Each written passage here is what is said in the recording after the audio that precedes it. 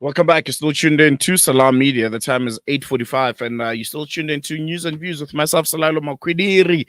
As I mentioned before we went to the break, we'll be shifting our focus now to Africa, right here, the continent, with the focus being on West Africa, particularly Mali. It's been 4 years since the army takeover and a change of regime in the area, and we'll be speaking in a bit to Aisha Kaji. She's literally one of the sharpest minds when it comes to issues of the continent, we're really excited to have her join us. She's also a journalist with a keen focus on Africa, and she's joining us telephonically. Aisha, assalamu alaikum. Thank you so much for joining us. Welcome to Salam Media. Always a pleasure chatting to you. Wa alaikum salam.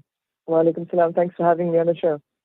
Yeah, I think first and foremost, as I was doing my research, I came across a concept or a new word that I wasn't really familiar with. It's called the Coup belt, and this is supposed to be this is a geopolitical concept which emerged, I think, during the 2020s to describe the region of West Africa and Central Africa that is home to countries with a high prevalence of coups. I think that can be our point of departure. The coup belt. Why are coups so rife in that part of the continent of Africa? And what are some of the key causes of these coups?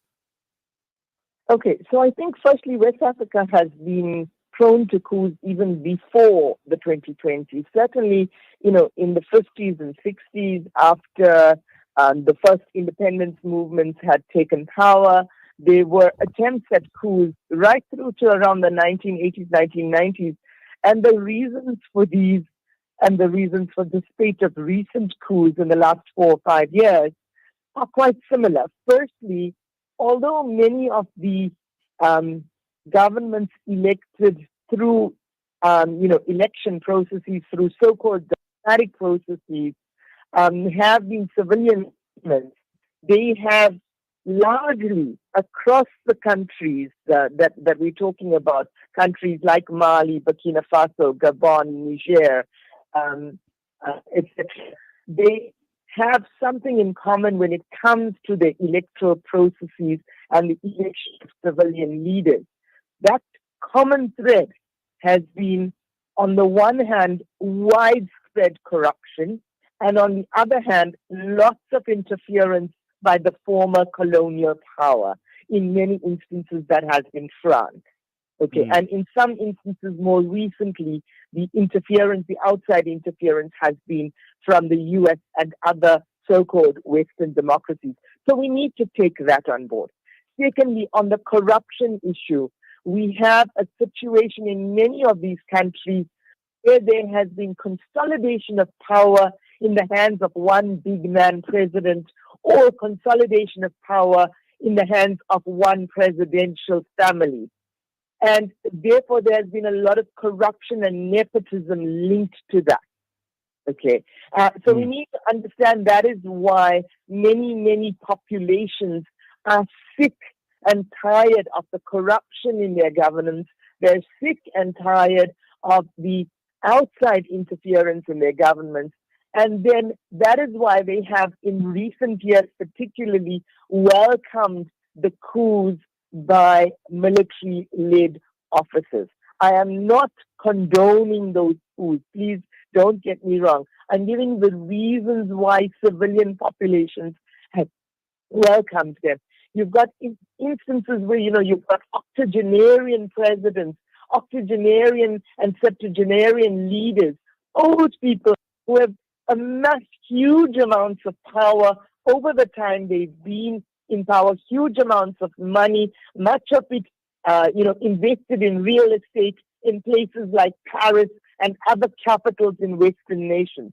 And this is why the very poor populations of their countries have welcomed their ouster. However, I am not recommending coups as a way to this. I'm just giving you the background. The third big issue in this region has been the political instability. that in the West and Western media has largely been ascribed to militant jihadist groups in the Sahel region. Now, while this is somewhat true, yes, there are militant groups and they are religiously affiliated, if you will, with groups such as Al-Qaeda and ISIS and ISIS. There is, again, a lot of the formation of these groups is fomented by the extreme poverty in the region, which, given the also extreme wealth of some of these countries in terms of natural resources, is very, very unfortunate. So it started in 2020 with the coup in Mali, where you got a group of Malian soldiers detaining the then President Keita. Malians were celebrating in the streets, and then Keita, who had been facing calls to resign but refusing to do so amid accusations that his government was very, very corrupt, and that he had failed to clamp down on the armed rebellions in the north of the country, by these armed groups allegedly linked to Al-Qaeda, etc. This was the main reason behind the main reasons behind the Malian coup. In August 2020, you got that overthrow of President Keita, the takeover by the military, and that seemed to then have a domino effect throughout the region. You found that, after the Malian coup, you found that there was a reshuffle of government. You had a vice president who was military and a civilian president, and then you had a coup within a coup. You had just barely a year, 9 months later, you had a reshuffling with the military taking over and ousting, the civilian appointed president. And to date, you have not had a proper election, a democratic transition of power to civilian hands. I want us to, just to track back a bit. You touched a bit on this, the fact that, almost all of these coups occur in the former French colonies. I think I read somewhere that 21 of the 27 coups in the sub-Saharan region have taken place in former French colonies. And just how influential is France in Africa, and particularly in that part of sub-Saharan Africa, when it comes to destabilizing, the impact that they have, and the interest that they still wield in sub-Saharan Africa? Well, in many of these countries, the situation has changed somewhat since the spate of coups in West Africa. But in many of these countries, France had military bases still in these countries. Most of the big corporations operating in these countries, whether they're commercial enterprises such as supermarket chains or car dealerships, or whether they are resource extraction companies extracting oil offshore, for example, or in the Niger Delta, etc., or whether they are cotton processing plants, because remember, this is a very cotton-rich area as well, a cocoa-rich area as well. A lot of these companies are still largely French-owned, French-run, French-directed. And then add to that, as I said, that you had French and American military bases in much of this region. And you'll understand why there was widespread resentment of the continuing French influence 50, 60, 70, even 80 years after independence. I want to chat, on Mali specifically. It's been 4 years since that coup that you've mentioned. 4 years on, what does Mali's democratic future look like? What's currently happening? I think there's been a lot happening, particularly this year, and the instability has been quite rife. But looking forward, the democratic future, is it one that looks hopeful for the people of Mali and for the region specifically of West Africa?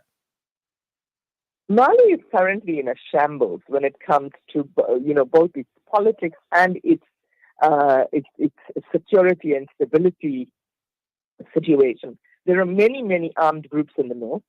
The current leader, the military leader who had then declared himself president, basically, he was a former Colonel Goita. He ousted the civilian leader that he was vice president under. That was in May of 2021. And they arrested then President Zhao, sent him to a military base. And then President Goita took over, then Vice President Goita took over and declared himself president. He extended that military rule to about June 2022, but he has continued then to extend the transition to civilian power.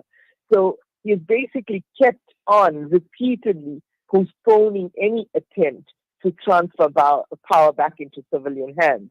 In May this year, he basically pushed elections to another 3 years. He said elections would only happen in 2027, and his justification for this was that over the next 2 to 3 years, they'll be holding a national dialogue, which will include a referendum, to see what the Malian people want. But this so-called national dialogue is currently being boycotted by most Malian political parties and most Malian political actors. So currently there is no cohesion in the domestic policy within Mali, and add to that, of course, the continuing instability on its northern and northwestern borders. I want to, focus on ECOWAS right now. They are supposed to be, the region's, bloc, essentially economic political bloc, similar to the SADC that we have here in Southern Africa. Their response not only to Mali, but the ripeness of instability and coups in the region. How would we rate them and how they've handled some of the key, issues that are perpetuating the instability in the West African region? Well, I think the ECOWAS response was typical of the region and indeed even of some other regional blocs on the continent. So when the Malian coup initially happened and it was then followed by the Guinean coup, the Burkinabe coup, etc. So you had coup after coup after coup happening, and what you had was ECOWAS very soft on these coups, declaring that it was unconstitutional, threatening to basically isolate those countries or expel them from ECOWAS, but not actually doing so, suspending them maybe for a short period of time. But not really taking a hard, firm stance on the coups. And therefore, this basically encouraged other countries to follow in those footsteps, of course.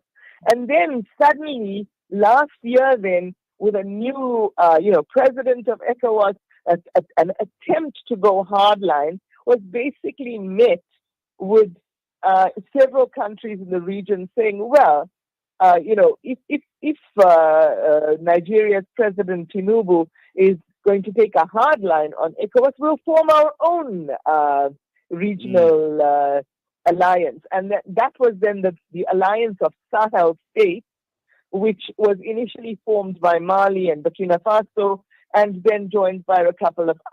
When Nigerian President Tinubu saw this, basically he soft-pedaled again and ruled out an ECOWAS attack, because he was actually threatening that after the Niger coup, ECOWAS was actually going to take military force and intervene militarily in Niger. In fact, several ECOWAS countries were prepared to commit troops for this possible military intervention.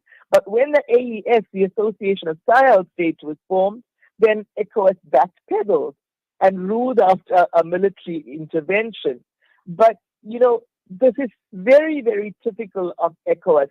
It talks hard and then it backpedals, it soft pedals. I'm not saying that a military intervention approach was necessarily the right one, but I'm saying that ECOWAS should have been firm at the very beginning, 4 years ago, to shilly-shally, dilly-dally for 4 years, and then suddenly start to say, okay, we're clamping down now. That's inconsistent. It allows too much leeway for others to follow in the footsteps of the first country that went that route, because they didn't see any market, trade, economic, peace and security, and political repercussions from the coup. And so country after country followed. So ECOWAS was very weak on that. When it tried to be strong, it was too little, too late. And then even then, it backpedaled. And just lastly, I want to close it off with, I think, what many people might consider the face, literally, of this conversation that we're having right now. Ibrahim Traore, the current president of Burkina Faso. What do you make of him? You know, there's a lot of debate around him. Is he a savior? Is he a dictator? One of the youngest leaders in Africa right now, at only 36 years of age. Very, very, revolutionary looking in his stance. What do you make of him? He is essentially the poster child of this, instability and the kicking off of colonial powers in the West African region. When you mention West Africa and all of the coups that have been happening, I think in a lot of people's minds the figure that is Ibrahim Traore comes to mind. Just briefly, what can we make of this character? Well, I think firstly you have to understand why he's become so wildly popular. In a region where we've had, as I said, septuagenarian and octogenarian presidents holding on to power for a long, long time. He's young, he's dynamic, he's charismatic, he talks a good talk, he has a kind of, military bearing and charisma that is very appealing to disaffected young population. He also is reminiscent of some of the revolutionary military commanders of yesteryear. He's been likened to Thomas Sankara, Che Guevara, etc. So, you can understand why leaders like former Gabonese President Omar Bongo amassed huge amounts of real estate in Paris and throughout France at the expense of his own people. Here's a young man coming and saying, we're going to get rid of this kind of corruption. Here's a young, dynamic, charismatic man coming and saying, revolution. We're going to get rid of these former colonials in our countries. We're going to literally throw the French out. Okay? So you have all this happening and you have people celebrating it. However, what you also have is insecurity in the country worsening following the coup. So the first coup was in January 2022 when then President Kabore was deposed by Lieutenant Colonel Damiba. You then had also, an increased, a deepened level of insecurity. Okay, and then a few months later, what you have is then Damiba's government overthrown by another group of soldiers led by Traore. Okay, Traore has been wildly popular. He's made some popular moves like kicking the French out, but he's also pushed elections back by 5 years. So whether he's actually serious about a transition to civilian authority remains to be seen. And 5 years is a long time. Anything can happen. In the meantime, it appears that the rank and file population of the country is quite happy with him in Burkina Faso, but there is huge political instability in the country's borders, in the Sahel region, and there is still a great deal of outside influence, infiltration by French military actors across the borders into Burkina Faso, and then, of course, also the Look Russia policy and the Wagner mercenaries currently operating, not only as satellites of the Russian government and not only in Burkina Faso, but across the region in countries like Niger, like Gabon, and Mali as well. I think we're going to leave it there. Aisha, writer, journalist, activist, and indeed one of the sharpest minds we have at our disposal when it comes to the issues of the continent. Really appreciate you giving us your time, and always a pleasure chatting to you. Shukran jazeelan. Assalamu alaikum wa rahmatullahi wa barakatuh. Walaikum salam. Aisha Kachi there giving us insight on West Africa's Coup belt and with a focus specifically being on Mali. It's been 4 years since the military takeover that has essentially reshaped the region. So it's going to be really, really interesting times ahead looking at ECOWAS and the region itself and the leaders and how they respond to what seemingly like a never-ending time of instability in the region. Really great and detailed insights there from Aisha Kaji. We're going to take a quick break. When we come back, we'll be shifting our focus to right here, South Africa, home. I'm sure we've all been seeing on the news and all over our televisions. The story, particularly of this week, is the Auditor General's report that only 34 of the 257 municipalities have achieved clean audits in the 2022-2023 financial year. Hey, 34 out of 257. We'll be unpacking more on that with our Special Innovation Division, Julius Kleinhans, who's joining us right after this short break.